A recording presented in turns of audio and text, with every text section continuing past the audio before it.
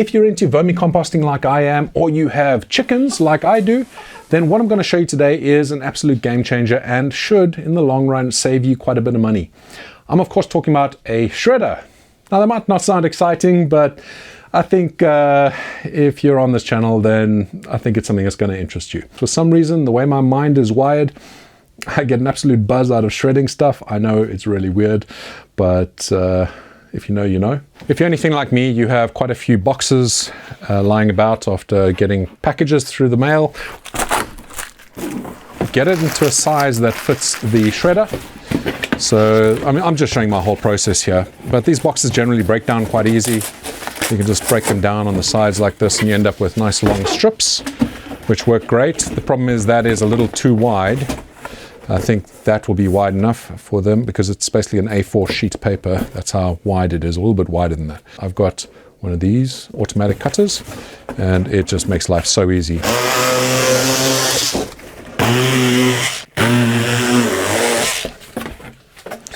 Okay, we have some thicker boxes here because this cardboard actually isn't very thick. It's quite flimsy. So yeah, you expect that to be able to go through quite easy.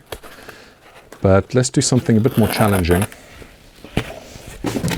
And we have this box here, which is definitely thicker. I can feel how robust that is. You can even hear that the scissors have a little bit of a harder job with it. So there's the shredder. It's pretty straightforward. It's a Bonsaii C149-D. It has a bin in here. They say you can use like a plastic liner. I don't use a plastic liner. I just use that and dump that into a recycle bin bag. And that just slots in there. That's probably the flimsiest part of this whole thing is this. I would have liked that to be a bit more robust, but I mean, it's holding paper. It really hasn't had a problem. But yeah, other than that, this thing is solid. So the features, it says it's a 16-page shredder. You have the reverse function in case something gets stuck in there, stop obviously, and then auto. This thing also, I have run so much cardboard through this at one time. I really tested it out. I think I did like 40 minutes of just constant running through. It's got a fan on the back. So yeah, it's got a fan over there, you can kind of see, and that keeps this thing cool. Unlike my other one, which would overheat after about 6 minutes, I think it was, and then you'd have to wait a while before you could shred anymore.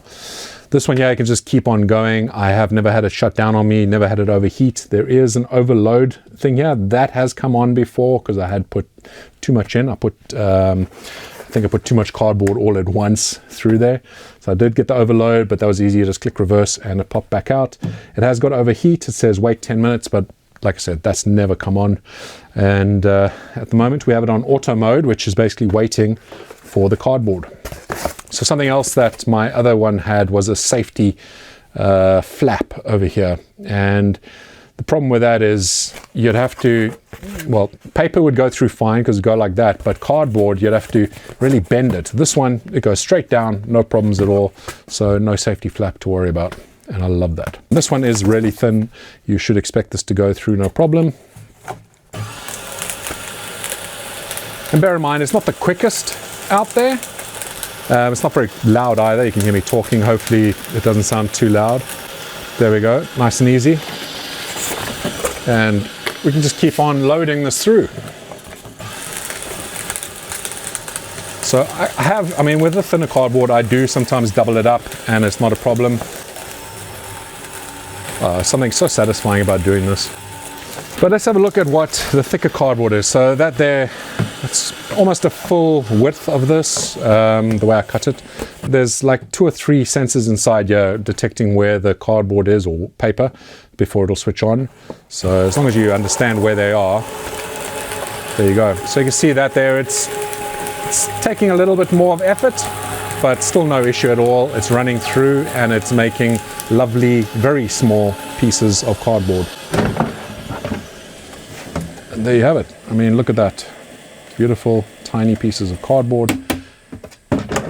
Brilliant. So in just a few minutes, a little bit of preparation, and you got yourself a bunch of amazing bedding for your worms and also some bedding for your chickens. So we use this as well, bedding for the chickens. We also put inside the coop, and they seem to love it just fine. And the nice thing is, all that bedding that gets pooped on by the chickens, I scrape that all out once it's a bit dirty, and we leave it to sit for probably a couple months, and then that goes into the worm bedding as food. And we end up having some amazing vermicompost that is made up from not only the cardboard and stuff, but also chicken poop. It's just a bonus that it is eco-friendly, because it also is saving you money. If I wasn't using cardboard or shredded cardboard like I'm doing, then I would probably be using things like coco coir for the worm bins as bedding, and for the chickens I'd be buying hay or wood chips and things like that, and that ends up costing quite a bit of money. If I already have all this cardboard lying around, and obviously running a business, I might have a bit more cardboard than most, but I'm sure you guys have plenty of cardboard coming in and out your house, and I'm sure your friends or other family members will have plenty of cardboard to provide you. But once you've made the initial investment on a device like this, like I said, it's been 3 months. I probably use it way more than most people do, and I haven't had a problem. I do oil it up every now and then to keep it lubricated, but not often. When I spoke to the company themselves, I asked them how often should I be lubricating. They said, once every 6 months. I said, well, I'm using it in kind of a commercial setting. And they said, that should still be fine, but if you want, once every 3 months and you'll be fine. So I'm very happy with this. It is saving me money, and I have some amazing bedding that I'm in control of. I know what's in it. And the chickens are happy, the worms are happy, everyone's happy. So it's fantastic. I hope that you go check it out. If you're making decisions about getting a shredder, it certainly makes a big difference. You know, you don't have to have a shredder. You can still reuse this cardboard for bedding and things like that. For your worms, they'll love it. If, I don't know, you just soak the cardboard in some water and then you can rip it up, and yeah, you can make bedding like that, no problem. But I just find this so useful. I'll also be using some of this, by the way, getting to the end of the video soon, don't worry.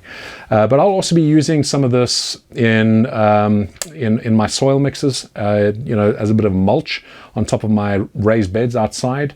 That'll work well as well. It'll keep things nice and warm and also keep the moisture in. I mean, there's just so many use cases depending on how much you have and you know, what purposes you have for it. Anyway, I will leave links down below for this. Of course, it does give me a little kickback from Amazon, so I do appreciate if you do use that link. No pressure whatsoever, but if you are in the market for a shredder, I would definitely recommend this one. It's done great with me, and for the price, you just can't go wrong.